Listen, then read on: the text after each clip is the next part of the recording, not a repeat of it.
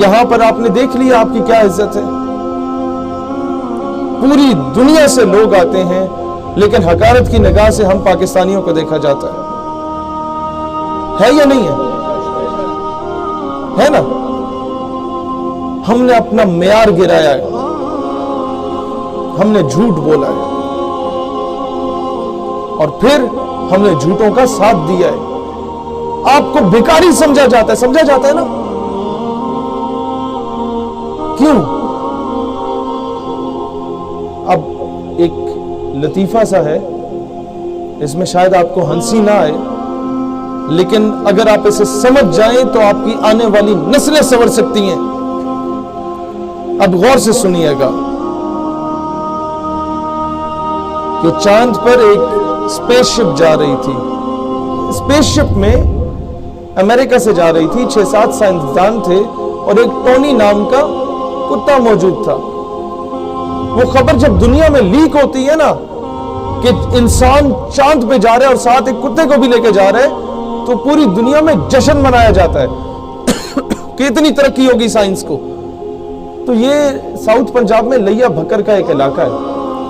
وہاں پر ایک بابے کو جب یہ خبر پہنچی نا تو بابا بدوائیں دینے لگ گیا کہ اللہ کرے غرق ہو جائے, تباہ ہو جائے, چند تے نہ پہنچے. پیپل آسک ہم اے کوسچن کہ بابا جی وہ اسپیس شپ تہاڈی ہے؟ ہی ریپلائڈ نو, وہ مہندی نہیں ہے. اسے جڑا کتا جا رہا ہے وہ تہاڈا ہے؟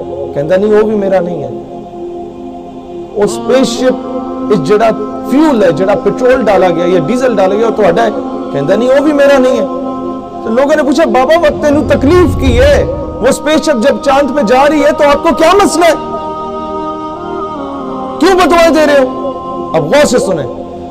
اس بابے نے کہا کہ بیٹا وہ اسپیس شپ اگر خدا نہ خواستہ چاند پہ پہنچ جاتی ہے نا, اور چاند پر چاند کی اپنی مخلوق پہلے سے موجود ہوتی ہے, اور 100 مرتبہ خدا نہ خواستہ اس اسپیس شپ سے اگر سائنسدان کی جگہ پہلے کتا باہر آ جاتا ہے تو کہیں چاند کی مخلوق یہ نہ سمجھے کہ زمین کی مخلوق ایسی ہوتی ہے, کیونکہ وہ کتا چاند پہ زمین کی نمائندگی کر رہا ہوتا ہے.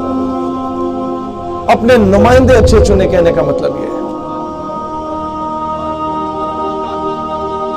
جب آپ کا حاکم وقت پچھلے 20 سالوں سے ہر حکومت میں جا کے کشکول پھیلا رہا ہے, کبھی ورلڈ بینک, کبھی IMF, کبھی امریکہ, کبھی برطانیہ کے گوٹے گٹوں میں بیٹھ رہا ہے, تو پوری دنیا آپ کو بھکاری سمجھے گی. اور جب ترکوں کا حاکم وقت ڈونلڈ ٹرمپ کو جا کے آنکھیں دکھاتا ہے نا تو پوری دنیا انہیں غیرت مند سمجھتی ہے. نادا گر گئے سجدے میں جب وقت قیام آیا.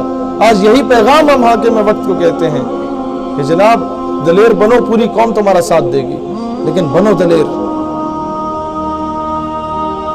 ٹیپو سلطان ٹویٹ کر کے کشمیر نہیں آزاد کراتا تھا. ٹیپو سلطان اقوام متحدہ میں جا کے منتے ترلے کر کے کشمیر آزاد نہیں کرواتا تھا. ٹیپو سلطان جس کی مثالیں دی جاتی ہیں وہ بھیک نہیں مانگتا تھا, اور بتوں سے تجھ کو امیدی خدا سے نو امیدی. یہ IMF, یہ ورلڈ بینک, یہ سارا کچھ ان کے آگے بھیک مانگنا, ان سے کشمیر کی بھیک مانگنا. بتوں سے تجھ کو امیدی خدا سے نو امیدی, مجھے بتا تو صحیح اور کافری کیا ہے. یہ یاد رکھنا کہ ہمیں حکومت سے, اس کی پالیسی سے اختلاف ہو سکتا ہے. پاکستان دھرتی ماں ہے, اس کا دشمن ہمارا دشمن ہے. اس پرچم, اس کی نسبت اسے غور سے دیکھو, کیا گنبد خضرا سے نہیں؟ اس کا دشمن ہمارا دشمن ہے. میں کیوں پیار کرتا ہوں اس ملک سے کہ یہاں پیدا ہو گیا؟ نہیں, ایک وجہ ہے کہ یہاں سعودی عرب میں آ کے بھی آپ لوگوں کو اس وطن, اس دھرتی ماں کا احساس دلا رہا ہوں کہ یہاں کماؤ, سارا کچھ کرو, لیکن اپنے ملک کو سرو کرو. سینے پہ اپنا عزت بحال کرنا چاہتے ہو؟ پوچھا جاتا ہے, are you from Pakistan? No, I am from India, I am from Bangladesh. کیوں؟ بولو ہاں, I am from Pakistan. The only homeland after Medina Pak which was made on the name of Islam. I am from Pakistan. The only nuclear power in the entire Islamic world. When we became nuclear power, بتاؤ نا, سینے پہ پاکستانی پرچم لگا کے پھرو آج سے. दुनिया के जिस कोने में हो, सऊदी अरब में हो, अमेरिका में हो, जहां जहां मजदूरी नौकरी कर रहे हो, सीने पे परचम लगाओ, तुम्हारी नुमाइंदगी होनी चाहिए। बताओ कि हाँ, मैं उस पाकिस्तान से ताल्लुक रखता हूं कि जब ये न्यूक्लियर पावर बना ना, तो मोरक्को से लेकर इंडोनेशिया तक जश्न मनाया गया था। वो फलस्तीन का बच्चा जो इजरायली तोपों के सामने किसी दौर में नारा लगाता था रो रो के कि नहनु अब्नाउल मुस्लिमीन व कुल्लुना सलाहुद्दीन, कि हम सब मुसलमान हैं और हम में से एक एक सलाहुद्दीन अय्यूबी है। जब आप एटमी कुव्वत बने तो उस बच्चे ने कंकर उठा के इजरायली तोपों की तरफ रुख करके कहा कि do not look at the stone in my hand, look at the atom bomb इन पाकिस्तान। मेरे हाथ में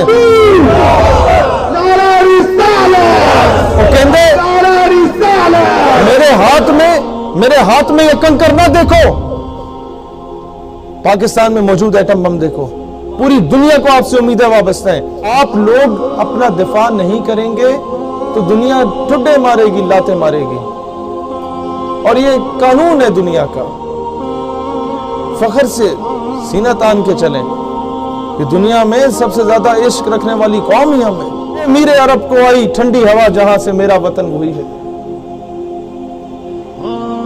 क्यों ठंडी हवा और खुशबू आई रसूलुल्लाह अलैहिस्सलातु वस्सलाम को इस बड़े सगीर के खित्ते से? दोस्ताने ज़ीवकार, जब जब उम्मत मुस्लिमा पर मुश्किल वक्त आया तो पाकिस्तानी तैयारे ही गए, फलस्तीन तक गए। मैं मानो ये आपके एयर मार्शल नूर खान के तैयारे गए, और जब उनके जहाजों को तबाह किया तो वो शुक्र अदा कर रहे थे कि जहाज पाकिस्तान से आए थे, जॉर्डन के नहीं थे, वरना तो ये मुसलसल हमें तबाह करते रहते। इन्होंने तो वापस चले जाना है, एशियंस हैं। तो अपनी कदर जानो यार। क्या किसी के घर से जाके खाना खा रहे हो, मजदूरी कर रहे हो, झाड़ू लगा रहे हो, टैक्सी चला रहे हो, अपनी हक हलाल की कमाई खा रहे हो? बराबरी की सतह में जीना सीखो, गुलाम बन के ना जियो। जिसकी गुलामी करनी है बस उसी हस्ती की गुलामी करनी है, उसके अलावा हमें इतने हम गिरे हुए नहीं है कि रसूलुल्लाह की गुलामी को छोड़ के किसी और की गुलामी में जाए। मैं वजीर आजम साहब से भी कहता हूं, जनाब खुदारा इस कौम के हाल पे रहम करो, इसकी इज्जत बहाल करनी है तो कह दो इस कौम से कि नहीं, मुझसे झूठ नहीं बोला जाता, महंगाई होगी बर्दाश्त कर लो, बस अब हम भीख नहीं मांगेंगे, बस अब हम किसी के कहने पे अपनी कौम के फैसले नहीं करेंगे, अब किसी के प्रेशर में आके हम रेमंड डेविस या कर्नल जोसेफ को वापस नहीं भेजेंगे, अब किसी के प्रेशर में आके हम आसिया मलूना को रिहा करने के लिए 80,000 लोगों को गिरफ्तार नहीं करेंगे, अब किसी के प्रेशर में आके किसी गुस्ताख को छोड़ने के लिए हम उलमा को शहीद नहीं करेंगे। ये काम कर लो, अल्लाह गवाह है, ये कौम घास भी खा लेगी तो शुक्र अदा करेगी।